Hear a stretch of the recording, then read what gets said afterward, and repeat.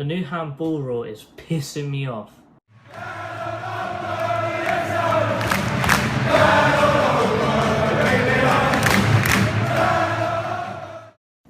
Yes guys, so we're back again. Little bit of a match review, little bit of a transfer weekly at the end. Alright, let's get into this. Alright, so the match. Everton 2, Crystal Palace 1. We lost. I'm upset about it, but not because of how we played. I think we played brilliantly. I think Everton played brilliantly. I think both of us are a very evenly matched team in the match. It's just some external features of the game which has been newly introduced, which I'm not very fond of. Alright, so first things first, the lineup. Eze starts. Eze's first Crystal Palace Premier League start, and if I'm honest, he was class. This guy was silky smooth on the ball. He was taking man, sending him off for breakfast, lunch and dinner all in one turn. This guy was so clean on the ball. This guy was gliding past people like they weren't even there. This guy was just, he was just taking the piss. Like, brilliant player. I'm happy that Roy's tried to bed him in, like put him, like sub him on, and then give him a start now. I know he was thrown into the deep end a little bit, but he definitely took his chance. He definitely looks like he was the main creative outlet on the team. He looked, I dare to say it, but he probably looked better than Wilfried Zaha in this match.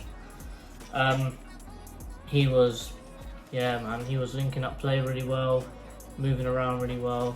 Other team couldn't mark him. Class player. He had this one run where he glided through that whole team, but tried to slip in Andros, but the pass was a bit crap. I think he should have just had a shot. Nice little curve to the back post. Could have went in. Pickford's a bit ropey sometimes. You never know. Definitely puts Schlupp in a spot for when he comes back. He's going to have to fight for his spot. I think those two are giving each other good competition. They both bring something different to the team. Schlupp brings pace, power and strength, but Eze brings finesse and skill and more confidence on the ball to move with it and take on people with the ball to his feet. On other news in the match, Wilfried Zaha got a yellow card for being fouled. Yes, that is right. Wilfried Zaha got a yellow card for being fouled. This it was a really bad call.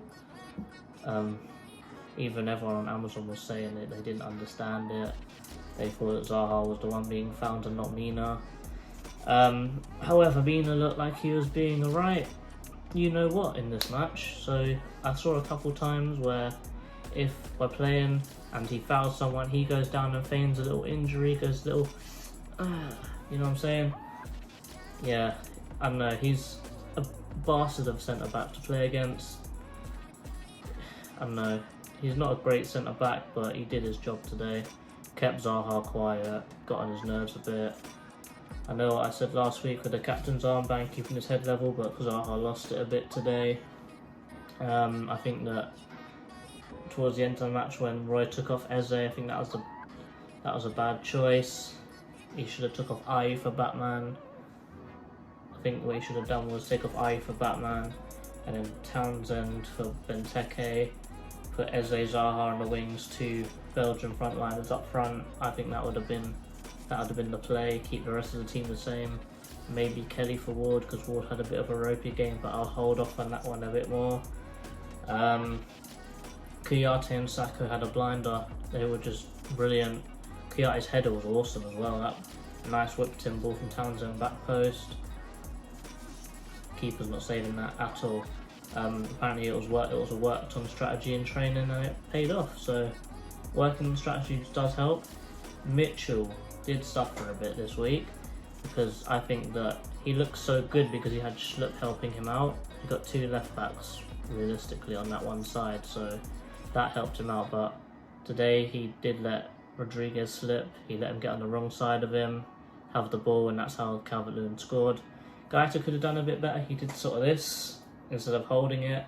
But I'm sorry, but if you're getting the ball first time, you blast it at the keeper. I'm sorry, it's going to bounce off of them, and it's going to be a very low chance it bounces off of them away from the goal. And if it did bounce off him, it'll probably bounce back to their player again. So I'm not going to be upset with Geiser about that. I think Mitchell should have done better. The handball rule is shit. I don't know how people have let that go through. Even Roy Hodgson has said that he doesn't know how they let it through. It was really bad, really bad rules. I'm gonna put the rules up here now. Pause the video if you want to read them all. Yeah. Ward needs to learn how to defend with his arms tied behind his back. It looks like the way how defending should be done in the box is you need handcuffs. And that's not even a joke. The first one time it hit Ward's arm, his arm was down by his side. It was not a penalty. As we can see, he was trying to put his arm away. Not a penalty. The second one, Richarlison was offside. Digne did a nice little nod on. Wardy was running this way. He was like, oh no, had to, obviously you do this to use your momentum of your arms to get your body to move quicker. It was more ball to hand. I know it looks like he moved his hand towards it, but he was trying to change direction. That's a natural arm movement when you're trying to change direction. Hit him in the arm. Even if it went through, Richarlison was offside, so I'm not sure about that. But the rules of the game say if your arm's away from your body, that's a penalty. And Roy said it really well in his interview. If you want to go watch that, you should. He says it really well, probably better than I could say it. It's just really annoying because we could have drawn this game. There was no difference between us and Everton in this match today. 1-1 was a deserved result. Getting a point, being joint top of the league at the moment, but that would have been amazing. But VAR and the new rules have conned us out of it. Who let these rules go through? Please tell me. It's shocking, it really is. Oh, yeah, Everton didn't outplay us, and we looked pretty even with them, even if they had James Rodriguez, because it looked to me that Eze was the better player out of the two on the pitch on this day. So there's no reason why we can't chase Everton up the table this year. If we keep playing like that, hopefully don't have any more injuries, hopefully get some more players back, maybe be able to move maybe Cahill in for Saka. I know Saka's having a brilliant time right now, but he's going to get injured, and let's not get too happy about this because it always happens. Every year he gets a bad injury, so hopefully that time comes after someone like Cahill or Tompkins is back. But for now, brilliant, and it doesn't seem why we can't get top 10. We'll chase them up the table, maybe go ahead of them a bit, see what happens in Goodison. We beat them more at Goodison than at Selhurst, so that could be a really interesting game to watch. Alright, yes, so here's my dad. He's going to talk to you about the match and what he thinks of the handball situation. Well, the match. Everton are a really good side, let's not forget that. And I thought we held our own very well. They got some really good players. We were on the back foot for a lot of it, but we pushed forward and we held our own, and parts of the second half we had over 70% possession, so we done really well. Handball, well, what can we say? Can't really blame the ref or the VAR because the rule's rubbish, isn't it? But it seems to be a lot of that going on at the moment. But it's very disappointing. The defenders have got to start to defend with their hands behind their back now, haven't they? But I'm not too upset. If we'd have given me 6 points from Southampton, Man United away, Everton at home, I definitely would have taken it. So onwards and upwards. Chelsea next. Another 3 points in the bag. Next week on to Chelsea. We could have a chance because of how ropey they looked against West Brom, because they finished 3-3 just, but I'll do a match review after that match. Hopefully we can get a win, but it's Chelsea. I'm guessing a loss. Okay, on to Transfer Weekly now.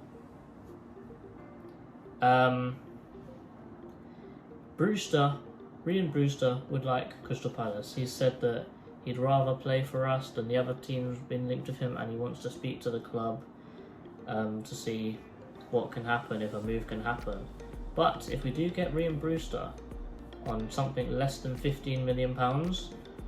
We're trying to not get a buyback clause, because if Liverpool want a buyback clause, then why don't they just loan him out? Like, there's no point. If they want him back, then what's the point in selling him in the first place? Stupidness. But if we do get him for that price, it means that we still have cash left over if we sell Wickham and Christian Benteke to get Said Benrahma. This is amazing. 2 brilliant players. Get rid of 2 players. I still think Benteke's got a bit left in the tank, but maybe it's time to cash in on him before he gets too old for the market. Or Odsonne Edouard is back into the picture. It's either those two, it's either Brewster, Benrahma, or Edouard on his own. Personally, I would choose Edouard. I think if we keep Wilf, and also let's not forget that if we get Brewster and Benrahma, that is not depending on Wilfried Zaha. Yeah, but if we keep Wilfried Zaha, I think we need Edouard. We need another striker, another front man, a guy that can lead us. He's more than young enough for the project. Benrahma's 25, 26 soon. Maybe a little bit too old for the project. He's probably only got about 3 years of Premier League life, if even if he adjusts straight away. But I think Edouard is to play. 21 years old, scores for fun, looks like a really nice tricky player, uses both feet really well, heads really well, really strong, nice looking player. I think that's the best play. That's the best way to go. I know it'll be pretty expensive, but the team and the front line which we would have after that, amazing. Eze, Batman, Edouard, Wilfried Zaha. Damn, that's a front three even Man City and Liverpool are going to be scared of. Other news, Scott Downs linked with Burnley. We should not sell him to Burnley. I think he's a brilliant squad player. Because we always have an injury crisis, he's always the guy. Knows the club, loves the club. There's no reason why we should sell him. Yeah, good squad player, and I think if we get any of these transfers done, hopefully I would rather the Edouard one. Cracking business from us this year. We've already had one of the best transfer windows ever, and the window's still got another 7 days to go. Also, I feel like with the match which Wardy played today, I really feel like we should fast track the Klein move in, because he's got to be better than Ward. He's a bit younger than Ward, he's faster than Ward. I don't know if he's a better defender, but he'll definitely offer us more going forwards. If we sign Patrick Van Arnold again, which we should be doing, which I think is actually happening right now, 2 attacking fullbacks, both can defend a bit. Brilliant, brilliant, brilliant, brilliant. Alright, well, that's all for this week. Talk to you next week after Chelsea. See you later.